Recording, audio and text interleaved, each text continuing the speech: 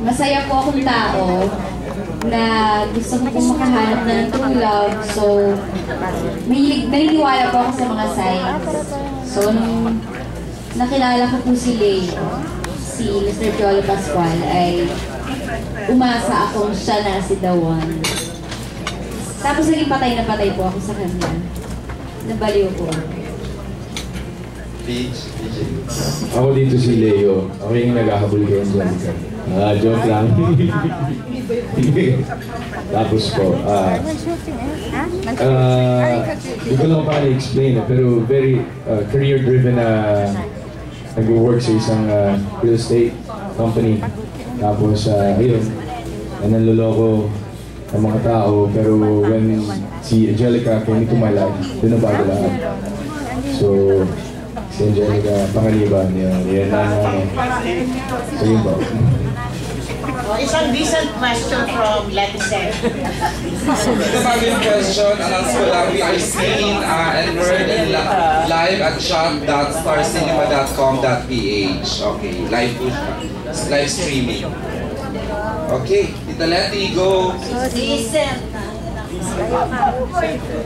Kasi masyado makapos sa isang eksena na iisip ko, pag gano'n ang ginawa mo, Angelica, gaano kasarap ang kilikili ni Piolo? Bakit parang kinikilig ka nung kinalikan mo?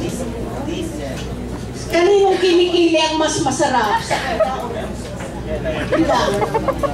Kasi parang tayo ko rin humalik pag sinabi mong masarap ko.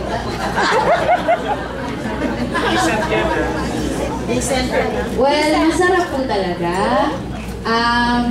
Nung natikman ko po, na-addict ako. Na-hook po ako.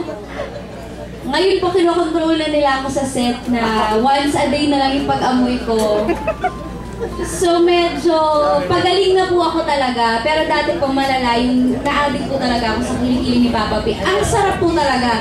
Pag tinaas na yung kamay niya na nakasando, ang ganda ng hairs, yung tama yung pagkabigay, yung ang lalim, ang bango, yung pwede po akong tumira sa kilikili ni Piolo. Sa apal na! Ano amoy? Kahit hindi excited na ginagawa mo talaga. So conscious na siya, ayaw na niya. Kasi na hinahabol ko siya, gano'n. Ginagawa niya akong tanga, pinapaikot-ikot niya ako. Excuse me, no? Anong deodorant niya? Hindi ko siya nagtitiyudoran. Ganun siya ka-fresh. Nagpa-apply siya ng kalamansi o tawas? Wala po. Kasi nakita ko sa Almost perfect na po siya. pinagpapawisan eh. Pag pinagpawisan ng lalaki, siyempre kilikili, masakit. Ang sarap! Ang sarap po! Piolo, pakis naman. Hindi natin, sige mamaya. Paano po kay Angelica? Sila po gumagawa nun eh. Okay, thank you. Nice, Tita Letty. Letty, pag nag-main siya ng Judoran, pagbabayad ka ng millions, commercial yun. Hindi naman kami. Ito ngayon si Mercy Lee Harden. Condition ko. Para sa aking mind-blowing question. Question ko. Para kay Piolo, curious lang ako, may lahing ibon ka ba? Ibon? Haring ibon? Kasi, lagi kang tinitirador, pero nakakalipad ka pa rin.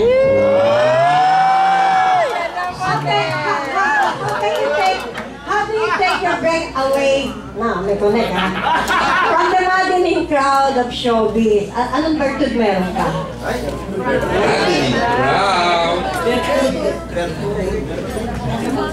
Sa totoo lang po, siguro pananampalataya lang po talaga sa itaas ang meron na rin lang po.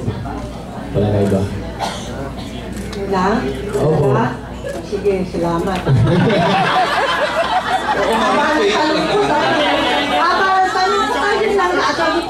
Hindi kasi Mercy, sige, mag-elaborate ako konti. Coming here, kanina po naisip ko sa press con.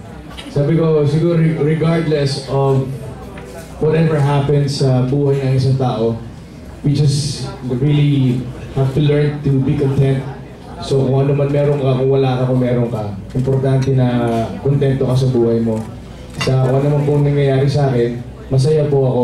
Meron man ako o wala. At syempre kung maraming blessings, masaya pa rin po ako bilang tao. Kaya nagpapasalamat po ako because hindi ako pinababayaan ng Diyos. At lahat po nangyayari sa buhay ko, whether good or bad, itinataas ko lang po sa kanya. Ako, may opinion ako tungkol kay Piolo. For what he is. Kasi totoo siya. Yes! Walang tatalo kung totoo ka sa sarili mo, lalo na. Tingnan mo ako. Ngayon si Julie Bonifacio. Hindi, siya. Kasi kaya ka. Oo, 2 minutes na lang ako. Walang hulog yata po station ni Tita Julie. Ay, ito si Mel Balyanera muna dito. Lang na lang, ano last na siya. Ito ngayon si Melba. Miss Balyanera. Kuya, sino? For Angelica and for Piolo. Kasi before you work together, yung nangarap ko yan. Hindi yung lalaki. How you can describe now si Angelica? Yung babae. Angelica si Piolo. Yung salita. Oo, ano Ako naman. Ano pa? Sobra akong believe sa kanya. How she has evolved, how she has bloomed, how she has blossomed. Hindi na yung mga pictures namin. Actually, sila din nakapareho kasi Angelica yung pinakamarami yung photos together. Iba talaga yung... Kasi baka pala ako pinapanood ko na ito eh. Sa Princess of Pulubi pala napapanood ko na sila ni Camille Prats. So, kung titignan mo siya ngayon, you know,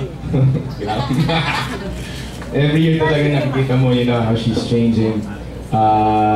And it's always for the good, it's always for the better. Makikita mo talaga siya na nagbabago siya at lalo pa siyang gumaganda. Lalo pa siyang gumagaling. She's becoming more comfortable sa craft niya, sa skin niya. And she's in a class of her own. Hindi siya maarte, hindi siya mahirap pakisamahan. At hindi ka ma-intimidate sa kanya because kahit saan siya, pwede mo siyang ilagay kahit saan.